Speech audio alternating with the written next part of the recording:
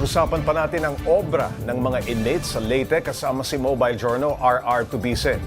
RR, nakita natin doon na focus talaga yung ating mga inmates sa kanilang paglilikha ng kanilang mga obra, no? Naikwento ba nila kung saan sila humuhugot ng inspirasyon? Pops, tama ka dyan. Yung iba talagang mga inmates natin dito ay kumukuha talaga ng inspirasyon doon sa mga kinalakihan nila, doon sa past life nila, bago sila makulong, bago sila mapasok doon sa LRP. No? So yung iba naman sa kanila, yung inspiration is yung family nila, but most of the time, lalo na yung mga nag-uumpisa pa lang, tinuturo sa kanila yung pagpipinta ng landscape and then yung mga bulaklak, mga halaman, doon sila nag-uumpisa and then mag-move forward sila into more personal portraits. Alam mo, RR, isisingit ko lamang ito, no? Kasi ang sinasabi nila, art is a form of expression, ano? Parang form of escape.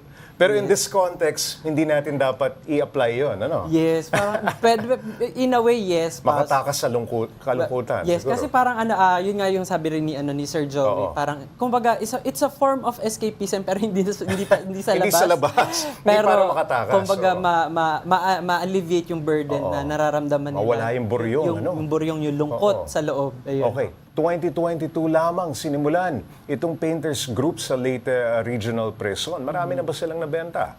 Actually, Pops, marami na silang nabenta, lalo na yung mga, kasi Pops, doon sa 30 members ng Sinag-Aga Group of Artists, lahat sila, marami sa kanila ay, kumbaga, meron na talagang natural talent and skill sa pagpe-painting. So, hindi na sila kailangan mag-back to basic.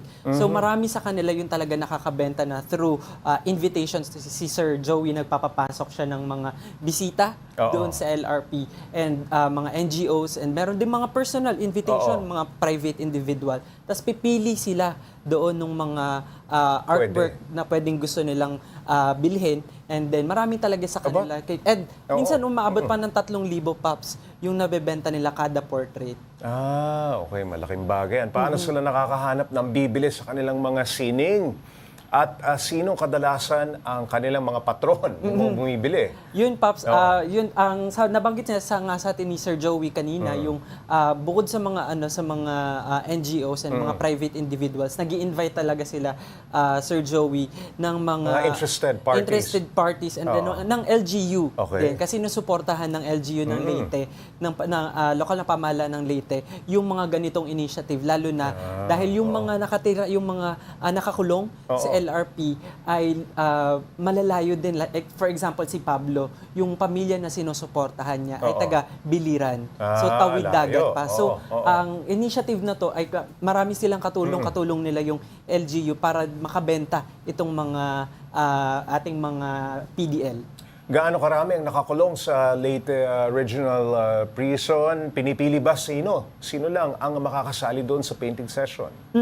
Actually, Pops, halo-halo yung yung kasali doon sa Sinag-Aga Group of Artists. Kung sino yung interested, and then kung sino yung parang merong natural gift and natural sino yung may talent. May talent. Kasi out of 3,600 plus inmates, 30 lang yung tinitrain ni Sir Joey na na sumali dun sa na tinututukan niya every week na para mag-painting. At RR yung kinikita ng mga inmates, paano nasisiguro na nakararating sa kanilang mga pamilya yung kaunting biyaya mula sa kanilang obra?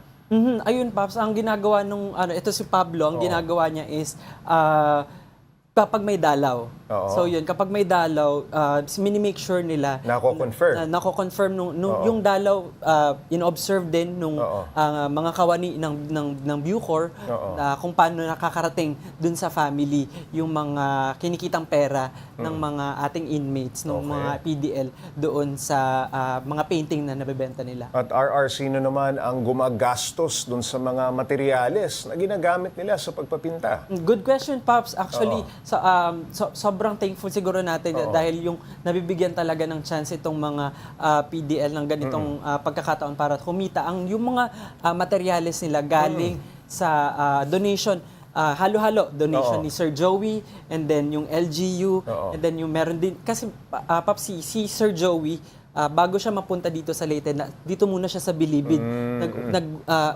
Meron siyang Kulay Group of Artists. So, galing pa sa Maynila, yung ibang materyales niya, meron siya mga nauutusan dito na mga materyales na wala doon sa Leyte. So, yun, donations out of sariling pocket money ni Sir Joe. Bilang tulong na rin siguro Bilang tulong sa mga na rin. inmates.